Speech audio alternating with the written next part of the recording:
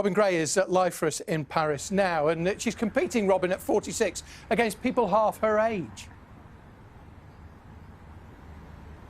1992 in Barcelona to 2024 here in Paris. Some achievement, isn't it, for Dame Sarah Storey? And today was, well, it was a little bit more difficult than what we've seen in previous years.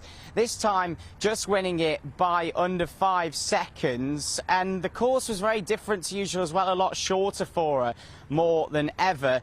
But that record she now has in this time trial since Beijing 2008 of winning gold and holding that medal ever since then through to today is something incredibly special. What was really nice for Sarah Storey as well at the end today was that her children, both 6 and 11, were given special dispensation from school today, of course, as the kids went back around the country. They were able to come here to Paris and see her as well, and she spoke a lot about that in the build-up to these games, that she wanted to try and share that moment with them as well, something she was able to do. There were a few comments, though, made about the state of the course today in Paris. It was something which was just over 14 kilometres, which is a lot shorter than what we've seen in other times. The men do double that, and that's prompted a bit of a row today. Dame Sarah Storey said that it was appalling, the course. She also said that she thought that it needed looked at. There was times where her bike was going over pebbles, which is not something you would have seen in previous races she's been in before. But now all her attention turns to Friday, where she's in the road race, and she came here to get the medal she's got today, but I don't think she'll be happy going back to Disley until she's got another gold one too. Well, let's cross to Paris and our reporter Robin Gray. Robin, this is a massive disappointment for Kadina, who suffered a calf injury in the build-up to the Games. Do we know what went wrong today? Well, when she was in the gates, I think when you watch it back, she just didn't look quite set. And as she went round that first corner, perhaps had given a little bit too much to her right side and slid down the track. It was really devastating viewing for her. As you rightly say, we know that she's had this calf injury going into this. She had another one at the start of the year and a relapse of her MS last year. And I think the feeling tonight is one that actually she did really well to get here. But only a few hours earlier, of course, she finished second in the qualifying. So it is massive disappointment for her, absolutely no doubt. And what happened at the start is certainly something which has hit her incredibly hard.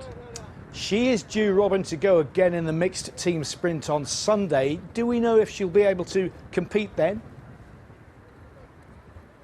She hasn't confirmed that yet. I think the hope is that she will. I mean, we know that potentially there's been no new injuries sustained, but we know that there's those existing ones as well. I mean, Daphne Sprague, of course, won a silver medal. That was the first one of Paralympics GB's games today. She said in her interview afterwards, in support of Kadina, that she was confident that she would be there and that she knew that she would be there with her teammates and trying to rectify it on Sunday. So there's certainly lots of hope that she will be, but she was, of course, limping and carried from the track earlier on and was in really pieces, it's fair to say, at the end just after the race.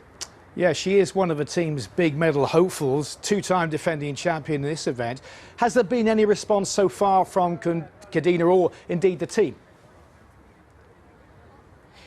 Well, she was distraught, there's absolutely no doubt about that, and she took a long time before she headed to the mix zone after, of course, what happened, and it was really difficult for a lot of people to watch. But in some of the quotes that have just come up in the last few minutes, actually, she said that she didn't quite feel comfortable in the gate and has put it down to that. She says it's been an awful year. She said she felt all over the shop at the start. She said the fact that she got here was actually an achievement in itself. She said that she was in a boot just 4 weeks ago, and the calf injury was taken to 2 weeks of the Games where she could actually get back on the bike. So I think it's fair to say she's really disappointed, but I think the feeling is that there are plenty of reasons out of her control as to why today didn't go the way that she wanted it to.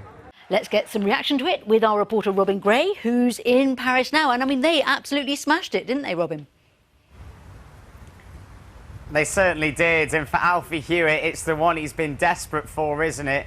And the one that he seemed destined for. It's 6-2 and a 6-1 win with Gordon Reid tonight over Japan here in Paris, and it's glorious gold for him and the Hewitt clan, who made a loud noise here in Roland Garros this evening.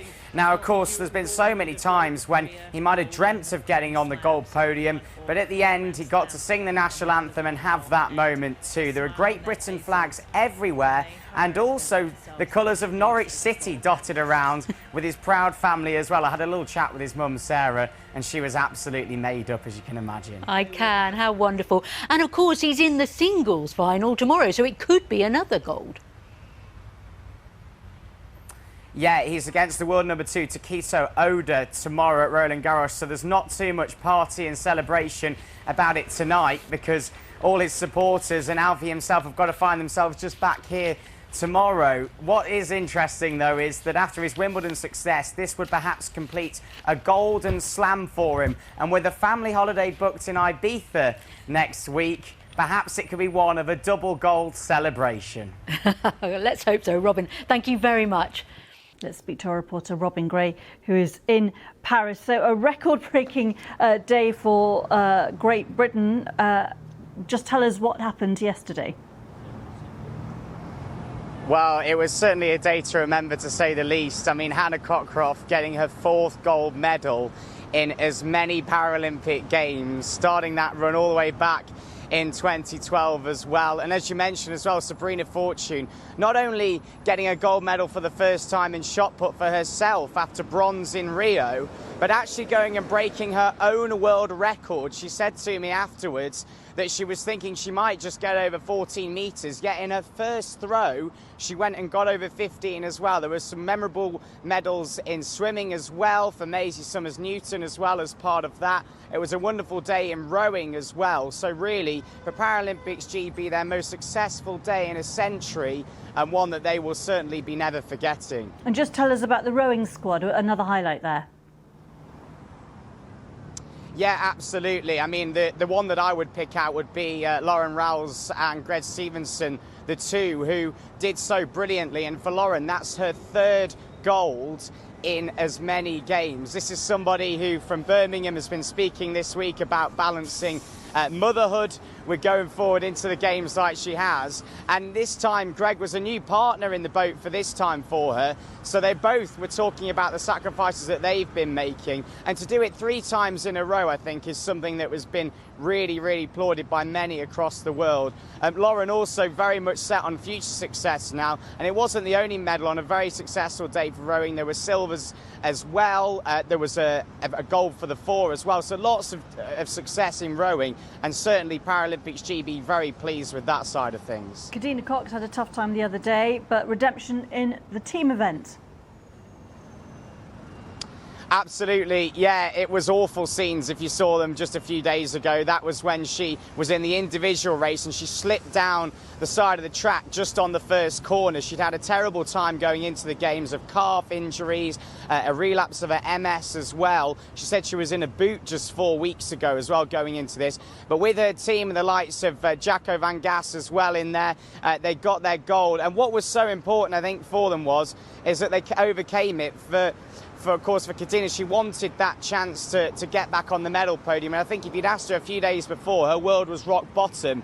But now she got the redemption story. And with Jacco van Gas as well, he's somebody who was actually hit by a car when he was on his bike just a few weeks ago. So very much not the right sort of build-up to the games for them, but one which they very much feel like they've gone out on a high.